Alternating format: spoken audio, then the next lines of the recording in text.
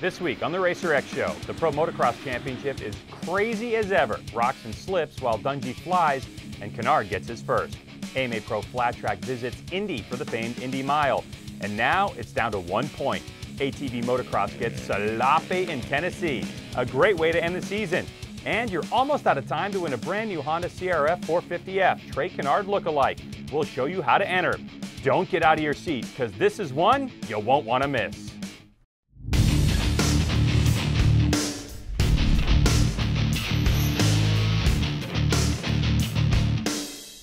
Hello and welcome to the RacerX Show, presented by Chaparral Motorsports. I'm Greg White. Thanks for joining our racing highlight and news show. We wrap up one championship and march closer to the conclusion of two more. So, let's get going. The RacerX Show with Greg White is being presented by Chaparral Motorsports. Visit Chaparral Motorsports online at chatmoto.com. Okay, let's start you off with motocross from Unadilla, where things are really starting to tighten up in the chase for the #1 plate. And a healthy Trey Canard grabbed his first career 450 win. We've reached the storied grounds of Unadilla Valley Sports Center for round 10 of the Lucas Oil Pro Motocross Championships. It's the Red Bull Unadilla National. Well, we knew it would be a battle between the teammates, and it was. Off the start, it was Yamaha teammates Phil Nicoletti and Justin Brayton going back to start.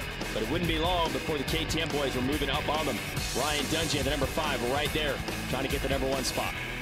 And he does eventually get the #1 spot, coming up on Brayton. And right here, just a beautiful move. Goes around the outside here, which sets him up on the inside, and he's still able to get over this double coming out of the turn. Takes that lead, but Ken Roczen was also just cutting through the pack in the early laps. But oh man, Chad Reed was in 7th place, had a crash, tweaked that shoulder that he had surgery on in Supercross. Said luckily it's not that bad, but enough to knock him out of the race. As you said, Ken Roczen sliced up the second and kept the heat on Ryan Dungey for most of it, but was never able to get by him. And Ryan Dungey wins his 3rd consecutive moto. So he's halfway home to an overall victory for the weekend at Unadilla, but there will be a 2nd moto. Here are the results from this first race. Eli Tomac, 3rd, good, but not quite as quick as your top 2. Trey Canard from a bad start out of the top 10 all the way up to 4th. There's your top 10. Eli Tomac in the lead early. He's in the #3. Look at this line by Trey Canard up the inside. great pass, just squared that corner up. Got a great drive out of there. Took the line away from Eli, but it would not end there. Tomac able to get him back on the inside. They actually came together, somehow stayed upright. Look at the determination by Canard to get the wheels in front. He held off a furious charge about 15 more minutes. Tomac was right there. Then Ryan Dungey passed Tomac, got close. This is the final margin of victory. About a 1.5 seconds. Dungey happy because that 2nd place finish combined with his Moto1 victory gives him the overall. But here are the results of that moto that you saw. Canard rocks it back and forth. Good job by Weston Pike in the top 5. We came here just wanted to make the best of the day, you know, not worry about the future or nothing like that, you know, and it's easy to get sidetracked. There's a lot of racing left still, and with 2 rounds, and but it's good. You know, the bike, Team Red Bull KTM, the guys did an awesome job from the beginning of the day till now, and it's good to get another overall. Very excited. I made it hard on myself that second one. Those guys just took off, and I had to play catch up. Here are your overall results of the day. Ryan Dungey said getting the victory. Ken Roczen bumped off the podium, and you see the 7-point differential today between your points title. And look at that. We knew the battle between Dungey and Roczen. You got some spoilers in there now with the Honda boys, Canard and Tomac. This is going to be right down to the wire. Great racing today, Grant. Oh, phenomenal racing. Ryan Dungey cuts it from 14 to 7. The noose keeps tightening. How about Trey Canard riding that momentum? That's a feel-good moto victory. Christophe Pourcel been getting starts all year long. Got another one here. Motorsport.com money coming his way. Muscan, a pretty good start on the #25. He'll quickly get passed by Cooper Webb on the 37, though. They were side by side. Cooper Webb has that inside, takes the line away, but Marvin was not done. He kept chugging away. He had great lines, great speed right here. Soaks up that rhythm section, does a different option, gets by Cooper Webb. So Muscan's in second. At one point, Pourcel had extended it to about 4 seconds.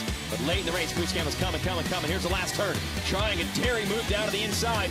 Lap traffic to deal with too. Pourcel's forced to look over his shoulder, gets back to the left side of the track and seals him off, winning his first moto of the season, his first moto since 2010, and he did it right here at this track.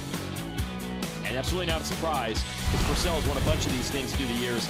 This usually is a track that he excels at most, and he proved it again. Jeremy Martin on the podium, the silent assassin, just racking up points and extending his points lead once again. Dean Wilson, best finish of the year for him in 4th on the Kawasaki. Bogle wins that battle of Blake Baggett for 5th. Shane McElrath, good job coming back from a series of injuries as well. Finishes up in the top 10. Shout out to Savaji, Sealy, and Webb, also a first. And then you got Christophe Pourcel to show you how he got this overall. He had the first Moto 1 already, then grabs a start and motosport.com money in Moto 2. But Jeremy Martin right there, the number 19, puts a challenge to him, and I think Pourcel said, hey, I'm going to win the overall anyway. You can go ahead. Pourcel, this turn, yeah, losing a little bit of time there. Jeremy Martin comes up the inside. Better drive out of that turn. Oh, Cooper Webb. This was tough, man. He's second to the points. The bike doesn't make it to the finish line, so Jeremy Martin's points lead is going to be even more massive now. But on the other end, the Star Racing team at least happy that Martin did win the moto. That's two teammates battling for the title, so good and bad for them. Give you the results here from the moto in just a moment. Martin takes a win. Pourcel second. Bogle, another solid podium finish. Third. Muscan fifth. Baggett fourth. You know, I told you the first moto went good, and Marvin was going good. The crowd is insane here, so I love the track, you know, and this is the Yamaha crew and the team, you know, they do everything for me, and I'm so proud today because they stick with me, Yamaha, and I'm finally won overall, so I'm very blessed, and I'm very happy today. Here's your overall results of the day. As we mentioned, Pourcel just edging Martin. And a good job by Muscan at 5th in the second moto. I'm sure not exactly what he wants, but he still will be on the podium for the day. I'll show you the series standings. The key is this. 50 points is the magic number for Jeremy Martin. Edging across that now with the bad luck for Webb, and not a great day for Baggett, who is off the podium. So suddenly we got a shot at a championship being handed out next weekend in the 250 class. Time for some news. The 2014 Motocross of the Nations team was announced at Unadilla Saturday, and representing the U.S., Red Bull KTM's Ryan Dungey, Geico Honda's Eli Tomac, and Yamalube Star Racing Yamaha's Jeremy Martin. That is one strong team heading into Latvia September 27th through the 28th. Now, I told you we're in the middle of the MX Sports offices, right? Like RacerX Illustrated's on the other side. And I snagged the cover proof for the latest issue. The digital version comes out tomorrow. I wanted to show you this because, well, I mean, that is one sick photo of Ken Roczen, but in the Pro Motocross Outdoor Series, Ricky Carmichael only lost 25 races in total in both classes. Now, the crew from RacerX, they break down each race and explain why he lost those 25. It's a great read, and that's why RC is the GOAT. RacerXOnline.com to subscribe. And we told you at the top of the show, win a bike, look like Trey. American Honda and MX Sports are giving away a brand new 2014 Honda CRF450R to benefit the Asterisk Mobile Medical Center. It resembles a Team Honda muscle milk machine ridden by Kennard. It's got a Yoshimura tie pipe, team graphics, Honda motorcycle stand, fly racing helmet, and more. How? Buy a $10 raffle ticket, or many. Quantities are unlimited. The winner will be announced in Indiana on the 16th. You don't need to be present to win. Super easy to enter. Type in bit.ly/Honda450 into your web browser. Okay, the penultimate round of the 2014 season is happening this weekend. It all starts on promotocross.com at 10:30 a.m. Saturday with live practice. Then the pre-show at 12:15. Moto 1's at 1 p.m. and 3 p.m. live. All are East Coast times. On TV, MAV at 1, NBCSN 5 p.m. for the 450s, 1 a.m. for the 250s, 2 a.m. for the highlight show. All that motocross action is from the Thor Indiana National, the same state that saw MotoGP racing at the Indianapolis Motor Speedway over the weekend. And we are witnessing one amazing racer on an amazing motorcycle do something extraordinary. 21-year-old Marc Marquez. Coming into the weekend, he'd won all 9 races of the season. And even with a so-so start, he was able to pull away from Yamaha's Jorge Lorenzo to take his 10th win in 10 tries. That hasn't been done since 1997 by Repsol Honda's Mick Doohan. I mean, looking at this kid race, it is one of the most spectacular things I have ever seen. Next week, they're in Brno in the Czech Republic. Check out your local Fox Sports 1 listing to watch. Off to dirt track. Tuesday night's race in Rapid City, South Dakota was rained out, so it's all about the Indy Mile, where a lot of MotoGP racers like Marc Marquez attended the mile Friday night, and where Rogers Racing Las Vegas Harley-Davidson's Jared Mees was still your points leader by 6 over Villa Esparza Crosley Radio's Brian Smith. And when it was all over, the points tightened up to the slimmest possible margin.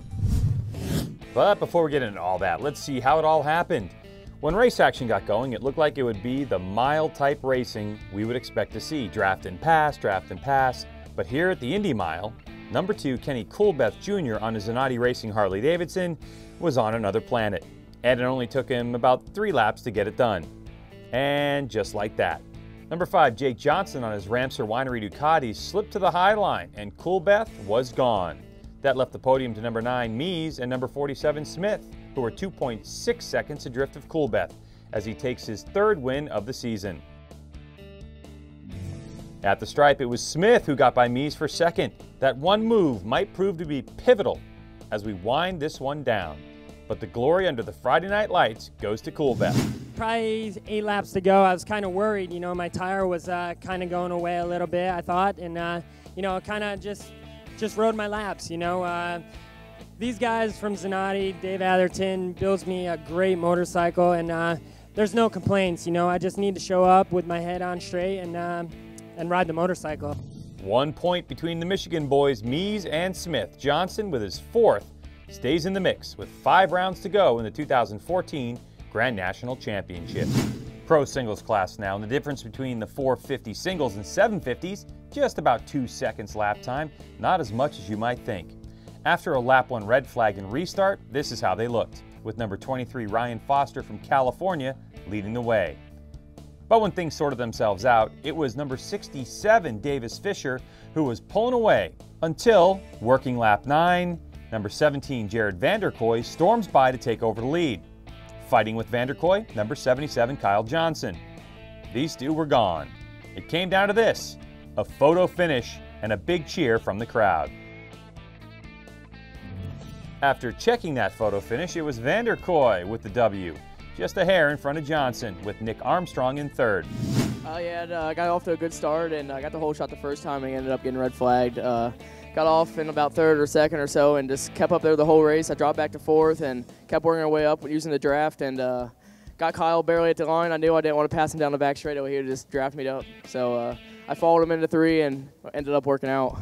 This race, the only time Kyle Johnson has stood on the podium and not been a winner, but still manages to pull away from his competition now by a massive 4 points. We now move to ATV and the final round of the 2014 Mountain Dew ATV Motocross National Championship from Loretta Lynn Ranch in Hurricane Mills, Tennessee. It got quite exciting Saturday as Mother Nature decided to have some fun and make a mess. Newly crowned champ Chad Wienen Motorsports Yamaha stole the SSI Decals Whole Shot Award over Motorsports.com Honda's John Natale. Moments later, Natale made contact with Wienen while going for the lead, which forces ATV to flip. Wienen emerged from the incident unscathed, just ahead of teammate Thomas Brown.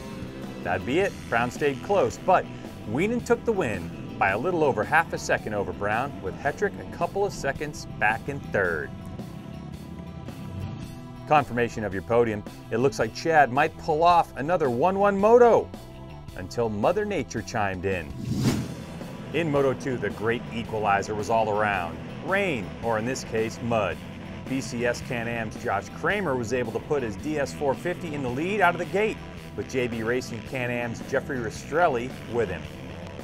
Kramer opened a few second lead on the opening lap as the rest of the field scrambled to find traction. Rastrelli pulled off as his quad wasn't running right. This allowed Wienen to grab 2nd ahead of Brown, but neither had anything for Kramer. Kramer cruised to his first moto win in his final attempt. A great way to end the season for Kramer. I'm sure even with that championship in hand, Wienen will be thinking about Loretta's all winter long. Or will he? Wienen ends the season with a 5-race win streak en route to the title and finishes no worse than 3rd in a single moto the entire season. So let's hear from him. You know, once I got out there, I loosened up the bunch, and I was able to come out 2nd out of the start. Man, I was pushing Creamer around that first corner, and you know, it's a lot of fun out there. And you know, even though it was a mud race, we had a great time, and went you know, 1-2 for the overall. Just for posterity's sake, and so Chad can show his grandkids someday. That'll do it for the Mountain Dew ATV Motocross Championships for 2014. In the Pro Am, number 728, Jeffrey Rastrelli on the JB Racing Can-Am won the event and the championship with 3 overall wins on the season. The Palm City, Florida resident takes it by 18 points over Ronnie Higgerson. Congratulations, Jeffrey. Last week we showed you some highlights from the Rocky Mountain ATV MC AMA Amateur National Motocross Championships presented by AMSOIL, with race commentator extraordinaire Jason Weigandt giving us some inside scoop. There are so many stories that come out of Loretta's, so let's go back trackside with Jason for more. There's a real cool story that's starting to develop through the ranks. People that are following this real closely realize it's called the Bakersfield Bunch. For some strange reason, there are a ton of fast riders coming out of the high desert of Bakersfield, California. If you're keeping tabs on them, they delivered again. Jet Reynolds, 2 championships, and Styles Robertson, 2 as well. Ryder DeFrancesco, one of the fast riders from that area, he could have been in title contention, but he did have an arm injury that kept him out of this year's racing. But in a few years, we could really be looking at Bakersfield, California, producing the fastest riders at the ranch as the likes of Robertson and Reynolds move into the B and the A classes. That's the scoop from Loretta's. We'll send it back to the studio. Really? Jet, Styles, and Ryder, all names for racing success, huh? Thanks, Jason. For all the results from Loretta's weekend, you can visit mxsports.com. Now, a quick shout out to the riders who went from the Amateur National Motocross Championships straight to Belgium to compete in the Motorcyclisme Junior World Motocross Championships over the weekend.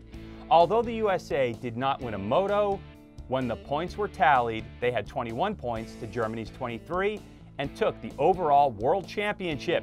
Way to go, USA! Want to get out and watch some racing? We want you to. In Crawfordsville, Indiana, it's round 11 of 12. Check out the Lucas Oil Pro Motocross Championship Saturday. Sunday, the Flat Trackers take to the air and a right turn in Peoria. Get out and see some racing. The Racer X Show with Greg White is being presented by Chaparral Motorsports. Visit Chaparral Motorsports online at chatmoto.com. Okay, if you want to get in touch with us, it's Greg at RacerTV.com. Any upcoming events, send it to us. That's it for now. We hope you enjoyed it. We sure did. Check us out on all of our social media links. Like us, follow us, do all that kind of stuff. You can follow me personally on Twitter. It's at Greg White. Well, for the fine crew here at the Racer X Show presented by Chaparral Motorsports and Racer TV, I'm Greg White. And remember, we are all racing all the time. See ya. I'm telling you, man, this RC thing, it's good stuff.